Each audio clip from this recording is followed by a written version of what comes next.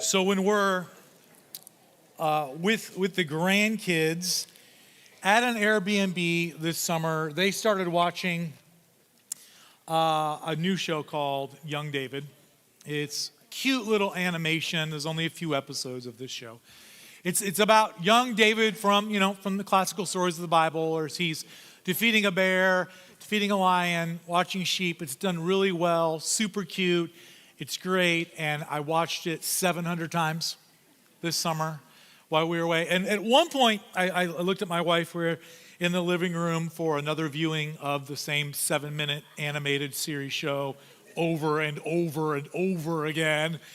And I told her, I said, this is really appropriate, and it's done well. It's cute, and it will only ever be young David for these kids, because when you move past young David, it's not good for 4-year-olds to watch, okay?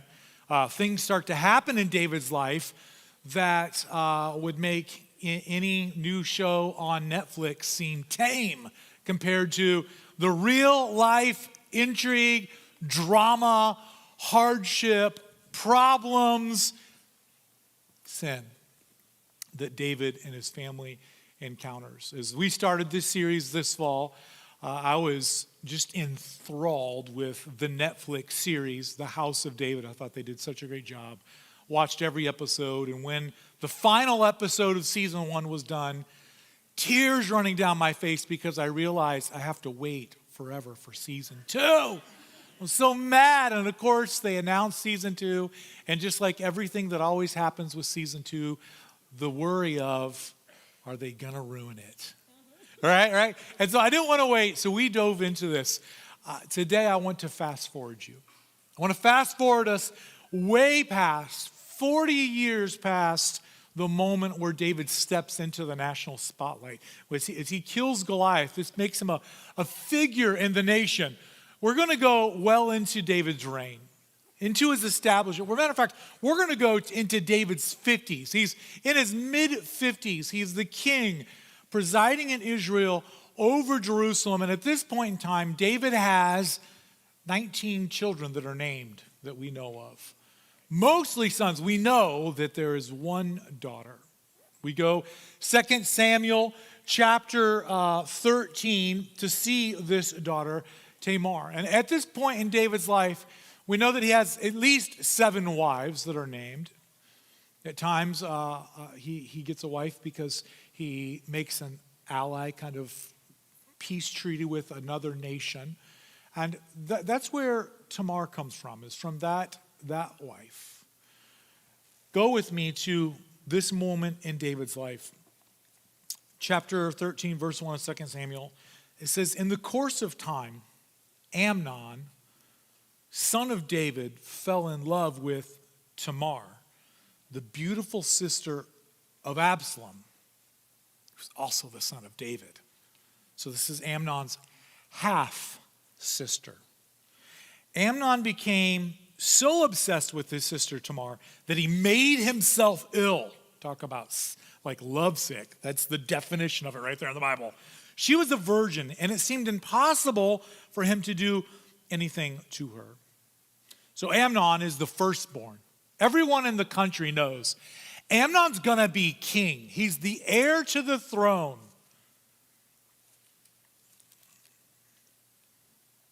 And Tamar and Absalom, they're full siblings. Matter of fact, their daughter, together with Maacah is their mother's name, they are the grandchildren of the king of Geshur, country just a little farther away. 2 Samuel 13, verse 3, here's what happens with this lovesick situation. Amnon had an advisor named Jonadab, son of Shemiah, David's brother. Now, Jonadab was a very shrewd man. He asked Amnon, why do you, the king's son, look so haggard morning after morning? Man, won't you tell me? He's trying to get influence. He's trying to get in there. He says he sees something's wrong. Amnon said to him, I'm in love with Tamar, my brother Absalom's sister. At what point he could have said, you mean your half-sister? Didn't say that, but it is. Verse 5, Jonadab gives some advice. Go to bed, pretend to be ill. When your father comes to see you, say to him, I would like my sister Tamar to come and give me something to eat. Let her prepare the food in my sight, so I may watch her and then eat it from her hand. This is Jonadab's advice, the shrewd man. So Amnon lay down, pretended to be ill. The king came to see him. Amnon said to him, I would like my sister Tamar to come and make some special bread in my sight, so I may eat from her hand. So David sent word to Tamar at the palace. Go to the house of your brother Amnon and prepare some food for him. So Tamar went to the house of her brother Amnon, who was lying down. She took some dough and kneaded it, made the bread in his sight, and baked it. Then she took the pan and served him the bread, but he refused to eat it. Send everyone out of here, Amnon said. So everyone left. Then Amnon said to Tamar, bring the food here into my bedroom so I may eat from your hand. And Tamar took the bread she had prepared. She brought it to her brother Amnon in his bedroom. But when she took it to him to eat, he grabbed her and he said, come to bed with me, my sister. No, my brother, she said to him, don't force me. Such a thing should not be done in Israel. Don't do this wicked thing. What about me? Where could I get rid of my disgrace? And what about you? You would be like one of the wicked fools in Israel. Please, speak to the king. He will not keep me from being married to you. Well, he should, because the book of Leviticus forbids it. It's in the law. But verse 14, he refused to listen to her. And since he was stronger than she was, he raped her. And verse 15 is a very telling verse. It shows the difference between love and what lust is. This is, when lust is quenched, this is the response every time. Amnon then hated her with intense hatred. In fact, he hated her more than he had loved her. So he said to her, get up and get out. When lust satisfies itself, this is always the response. It goes from attraction and desire and want to disgust. This is how you know the difference, because love doesn't do that. When love is satisfied, it only breeds more love, acceptance, peace. No, she says to him, sending me away would be a greater wrong than what you have already done to me. But he refused to listen to her. He called his personal servant and said, get this woman out of my sight and bolt the door after her. So his servant put her out and bolted the door after her. She was wearing an ornate robe, for this was the kind of garment the virgin daughters of the king wore. Tamar put ashes on her head, and she tore the ornate robe she was wearing. She put her hands on her head and she went away, weeping aloud as she went. Her brother Absalom said to her, has that Amnon, your brother, been with you? Why is it that everyone seems to know what's going on? Right? Like, there's a lot of people that know a lot of things. Be quiet now, my sister. He is your brother. Do not take this thing to heart. And Tamar lived in her brother Absalom's house, a desolate woman. I want to tell you right now that response from a full-blooded brother is not a response of consolation. This is a brother who is not going to be king. His destiny is not to be king because he is not the heir to the throne. And while he's consoling his sister, telling her to be quiet about it is really just giving him the opportunity to take advantage of her situation for his political gain. It's a horrible thing, although he does give her refuge. And I think he is angry from what we'll see. But verse 21 and verse 22 is the reason as a church we're reading this today.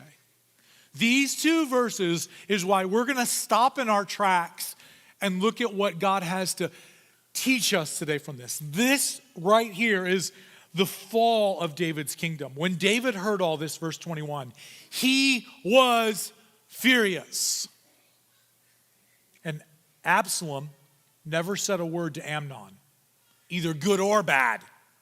He hated Amnon because he had disgraced his sister, Tamar. Verse 21, David is furious. And then he does nothing. We are a culture that sees injustice all around us. And you know what we do when we see it? We get outraged. And then we go to Chick-fil-A. I look at the news and I read it and I see what an enemy is doing to the church or God's people or truth or justice, and I get furious. And then I do nothing. And Amnon goes to dinners with the family, and everyone's there. Tamar is there, and you know her personality has to be impacted and changed. She's now not living in the palace. She's living with her brother Absalom. And Absalom is there, and he's not saying anything bad, but he's also not saying anything. At some point in time, does David not recognize that the family dinner is just a little bit chilly? Like, why is everyone mad tonight? Well, David, do you remember when you were furious?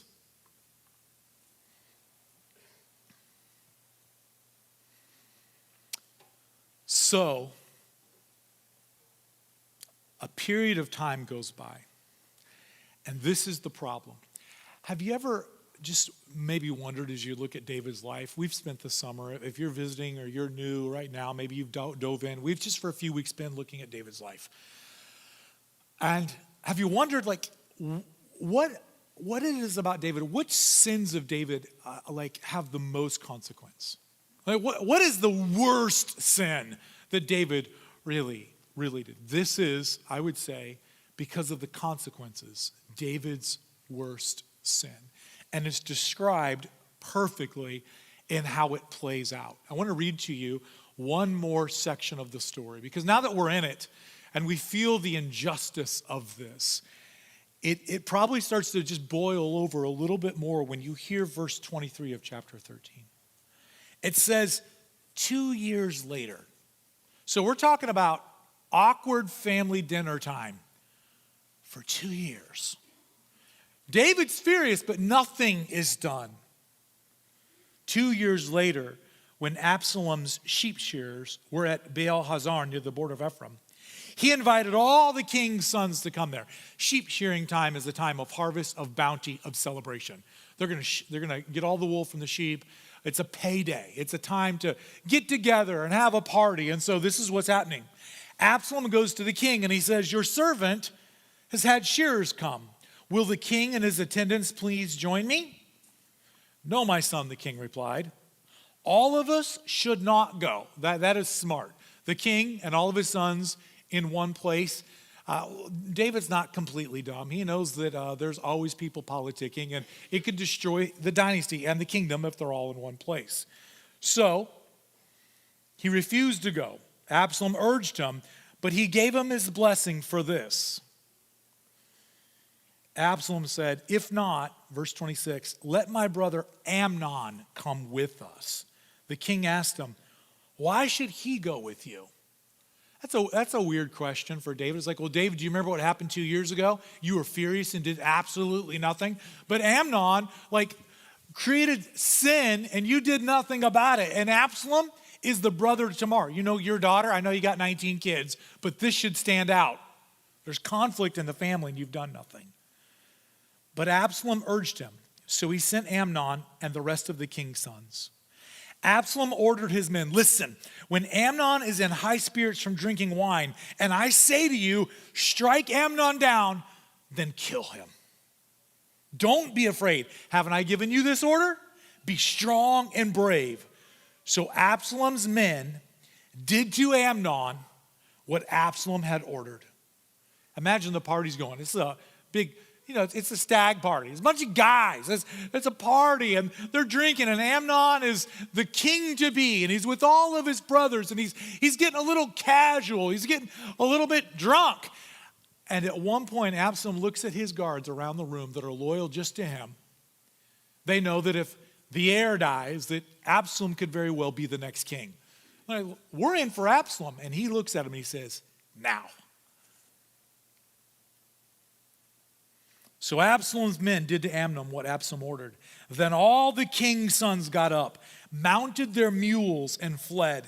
While they were on their way, the report came to David, Absalom has struck down all the king's sons. Not one of them is left. The king stood up, tore his clothes, and lay down on the ground. And all of his attendants stood by with their clothes torn. If this were true, the kingdom is done. There is not one son of David left alive. How does this news get there? Does someone get there on a faster horse? I don't know. There's probably not a smoke signal that they've arranged ahead of time that, all of your sons are dead. That's not like in the repertoire of normal smoke signals. There's no Instagram messenger to get out there. Someone knows something's going on in the palace. Jonadab, son of Shemiah, David's brother. Does that name sound familiar? This is the same scoundrel that coached Amnon on how to rape his sister. And he's here in this moment. He's got some words for David. He says this, my lord should not think that they killed all the princes. Only Amnon is dead. This has been Absalom's express intention ever since the day Amnon raped his sister. May the Lord, the king, should not be concerned about the report that all the king's sons are dead. Only Amnon is dead. Who is this guy? He's like, whoa, I've got other information. First, if I'm David, there's definitely going to be one death in the castle today, and it's that guy. Because he knows what's going on. He's like, Absalom's been wanting to do this for 2 years. Like, well, where you been with all that information? And how is it that you're like, hey, it's not terrible news. Not all your sons are not dead, just one. Well, the king doesn't want any of them dead. This is not a great report. But they get back. The man standing watch looked up and he saw many people on the road west of him. They were coming down the side of the hill. The watchman went and told the king, I see men in the direction of Horonaim on the side of the hill. Jonadab says to the king, see, the king's sons have come. It happened just as your servant said. Yeah, that's what I got a problem with, actually. As he finished speaking, the king's sons came in, wailing loudly. The king, too, and all of his attendants wept bitterly. Absalom fled and went to Talmai, the son of Ammihud, the king of Geshur, his grandfather. He went to his grandfather's kingdom. After Absalom fled and he went there, he stayed 3 years. And King David longed to go see Absalom, for he was consoled concerning Amnon's death. Church, the sin of omission, not doing the thing you're supposed to do, is still a sin. This is a long story in the Old Testament. And the New Testament has just one verse. It sums everything up that we just read in one verse. James chapter 4, verse 17 says this, if anyone knows the good they ought to do, and they do not do it, it is a sin. If anyone knows the good they ought to do, and they do not do it, it is a sin. Of all of the sin that David committed, sending a woman's husband into battle to be killed on the front lines so you could take his wife as your own. He killed Bathsheba's husband, murdered him by sending him to the front to die. That's a big sin. God took that son that came out of that adulterous affair, and that hurt David. This sin hurt all of his kids for generations. The sin of omission, his silence and his passivity after Tamar's rape, set the stage for years of family devastation. And maybe we could say, well, that was just one time. That was one time. Can I tell you something about who David is? This is a theme in David's life. Matter of fact, David fails to bring Absalom home. Can you just do the math? For 2 years, David was furious but did nothing while Absalom was in the palace. Then Absalom kills his half-brother and runs away to Grandpa's house and stays there for, wait for it, 3 years. So now we have 5 years that David has done nothing. He's not had one conversation with Absalom about Absalom's inappropriate response. He never got the chance to have another conversation with Amnon because he was killed after 2 years. So 5 years happen. Finally, he takes no steps to reconcile or connect after Absalom's return. Absalom comes back home, and for 2 years, he's back in Jerusalem. So now we have a period of 7 years where David is furious, but does nothing. From this story today, I think the Holy Spirit can move into this room and simply ask one question to the deepest part of our heart. What is God calling you to do right now that you're not doing? When David, he's a goofball. This guy's an idiot. Like, he just does nothing. He does nothing. And he's furious. And he's supposed to stand up and say something. And he never does it. Where are you on that? What is it that the Holy Spirit right now on this day is telling you? You need to not be like David, and you need to stand up and have a conversation. And you needed to hear this today. And you got to do it. You got to do it. I think that God right now can move in this room. He can move to you online and tell every single one of us what conversation it is that we need to have. Because the sin of omission is still a sin. So what is God calling you to do? But here's another thing about this story that I think you already know. Delayed justice becomes injustice. Delayed justice becomes injustice. David mourns, but he does nothing. He does nothing for the first 2 years, then he does nothing for the next 3 years. Over 7 years, he does nothing. By failing to act, here's what David does. He leaves space for bitterness and vigilante revenge that is going to grow in his son Absalom. So when we do not bring justice to the places we're called to bring justice, we're leaving space for even more injustice to happen. Our failure to confront sin in our family, on our team, in our youth group, with our children, with a friend, all of the places where we don't stand up and say something, it is leaving room for this, a bigger sin to happen later.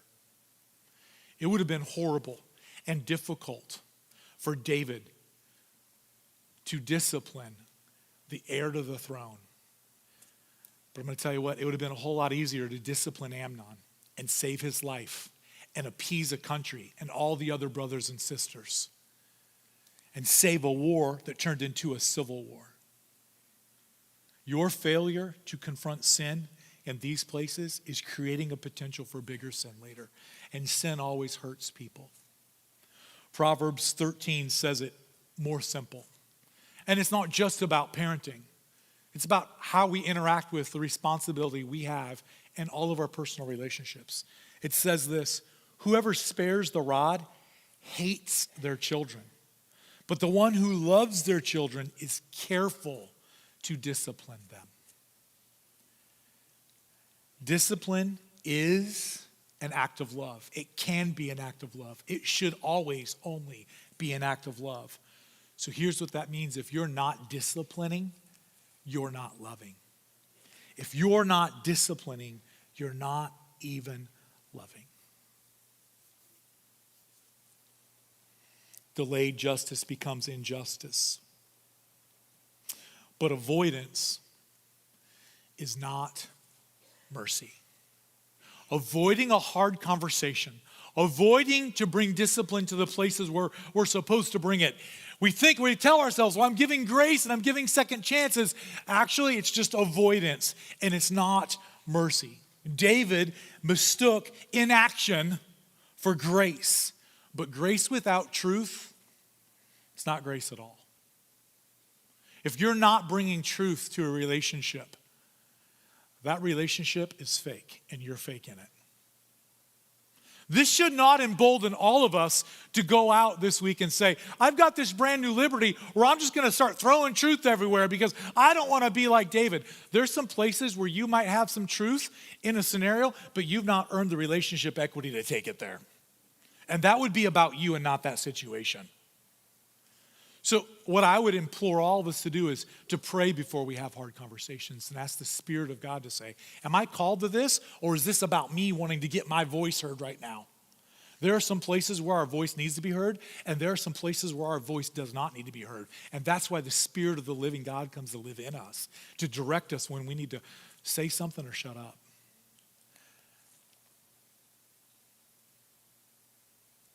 Parenting requires both compassion and correction.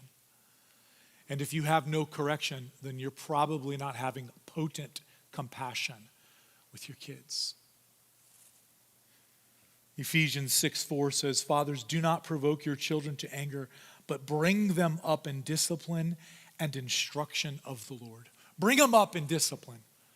I think the generation that is coming up right now, I'm involved with this generation because I have kids in it, multiple stages and areas. And I'm around our students. As our students went to camp this year, Jen and I, we weren't at camp, but we were close enough to bring lunch. Okay, that's where we were. We were kind of on that. We were there. It's a lot of kids, a far away, and we got an awesome staff and volunteers, and sometimes they're really young, so we wanted to be there. So I'm talking to them about the generations here, and I'm going to tell you here's what's happening in a generation right now. There's anger. There is a lot of anger in a generation that's coming up, and I'm going to tell you why there's some anger. Because of this story right here. Because there's not been enough discipline to bring them up in love. And if you never hit a guardrail, then there are no rules. And if there are no rules, then there's no absolute truth, which means God's not there and he doesn't love you. When you hit a wall and you hit correction, you hit discipline, that means that there's someone in charge and it's not you. And you know what you do when you find out that there's someone bigger in charge? You get to calm down a little bit because the weight of the world's not on you. And I have a father that disciplines me. And every time he does so, you know what I'm reminded? He loves me. So parents,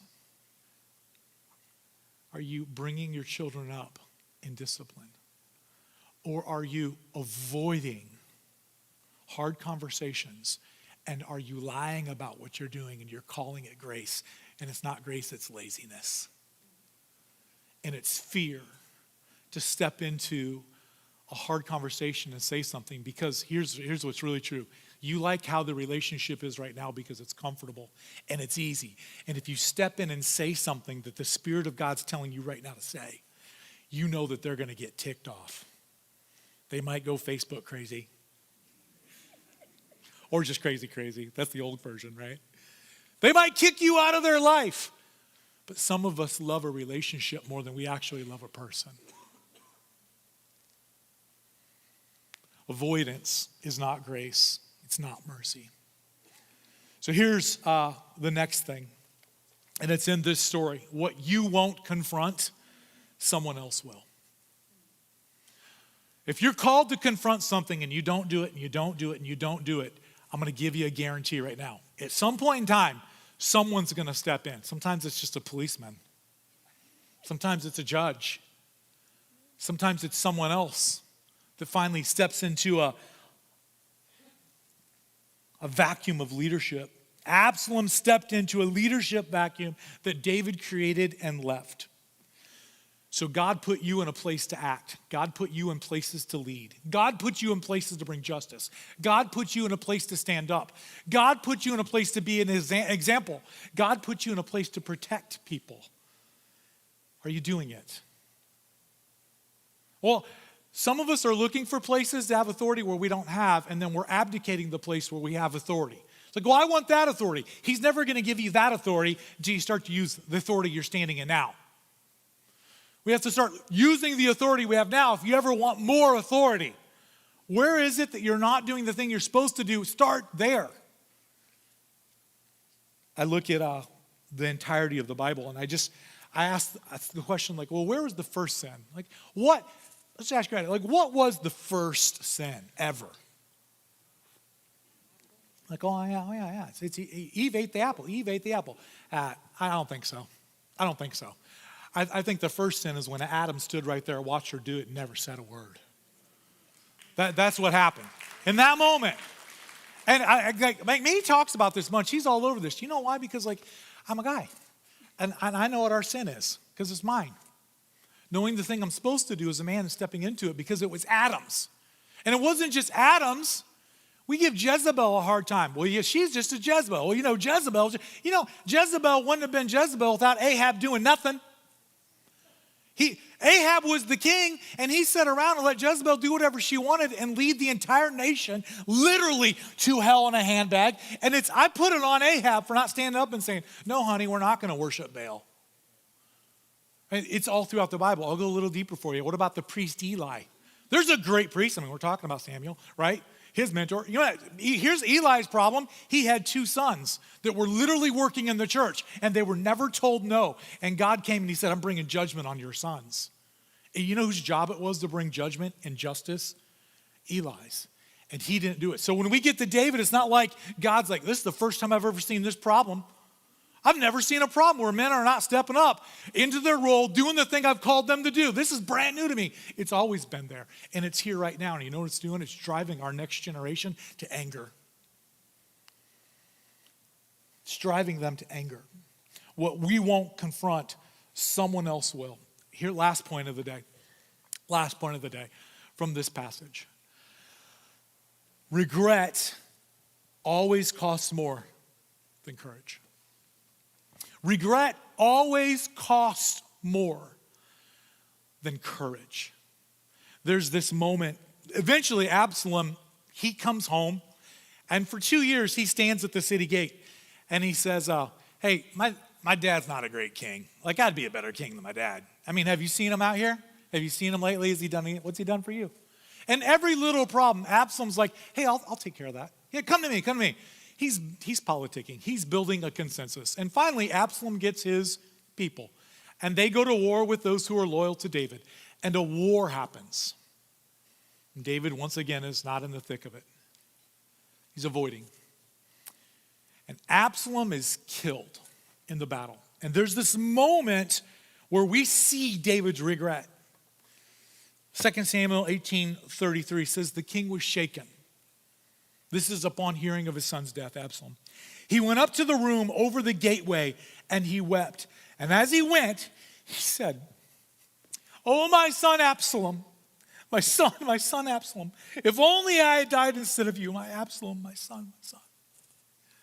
And I know this today. I know that as I read this long story and we get into this and I bring this thing up, that there's going to be pain in this room because some of us, we resonate and we say with David, like, but I get it. I've like lost a child. I've neglected having a conversation for so long. The person's dead. I can't have the conversation now, or it would be even awkward, or it's too late. That is not the kingdom I live in. I do not live in a too late kingdom. You're here today. You're watching online today. Here's the deal. You're alive. You know what that means? There is room for God to come into your life on this day and bring healing and restoration to you. Period. He is a king, not like David. He is a perfect king, and he comes to heal. He wants to do healing in your life. But this moment of regret, like, it stands out for me in all of Scripture. It's a loud moment for me.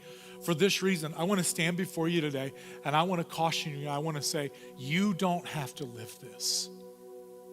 And we get a little bit judgy with David.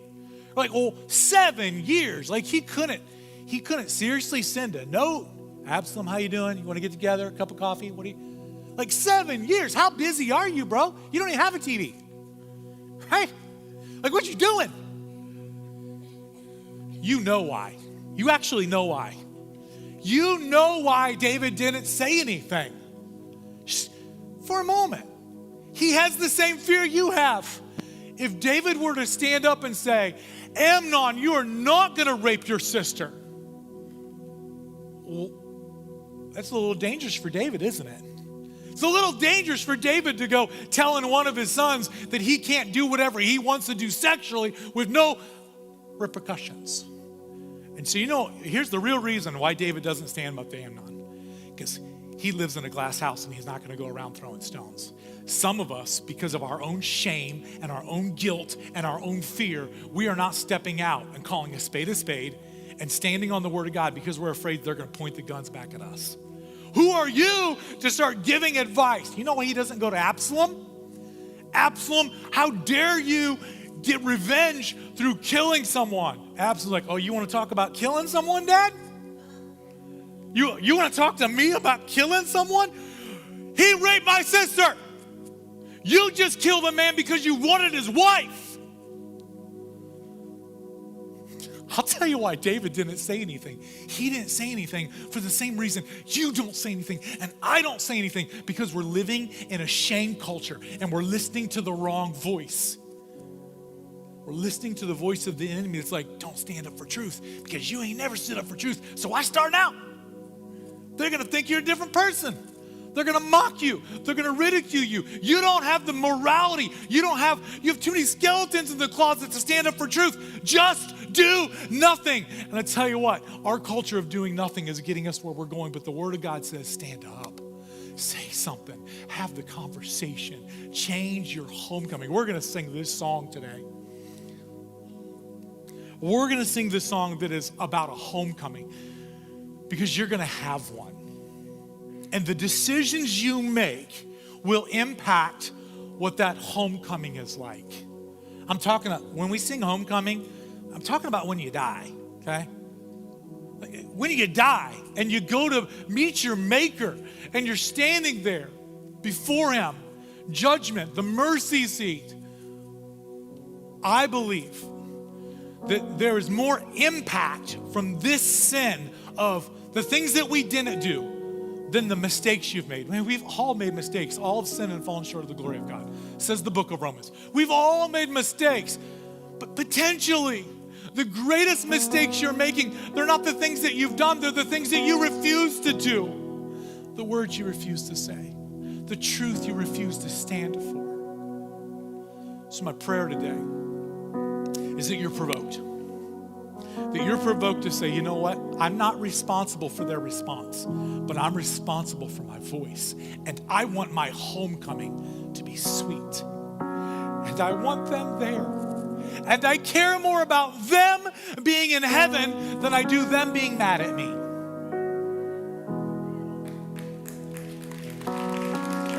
Mom and Dad, you're afraid that they're going to call you an egg. They already call you an egg. They already think you're bossy. Say it. Say it.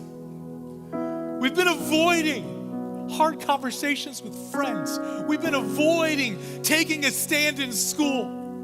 We've been avoiding as men saying, no, we're not going to do that. And I'm going to tell you what, it's going to cost us at homecoming. You want a beautiful homecoming? Step into the place where He's called you to lead. I want to invite you to stand, and we are going to sing this song. My friend, what has God asked you to step into that you're avoiding? Is there a hard conversation you need to pray about having before having? Pray about having that before having. Do you need to pray about it before you leave the room? We have a culture of reading the Word of God and responding to it. Is there a legacy that you want to leave your kids that changes today? This is your time. Let's respond, church.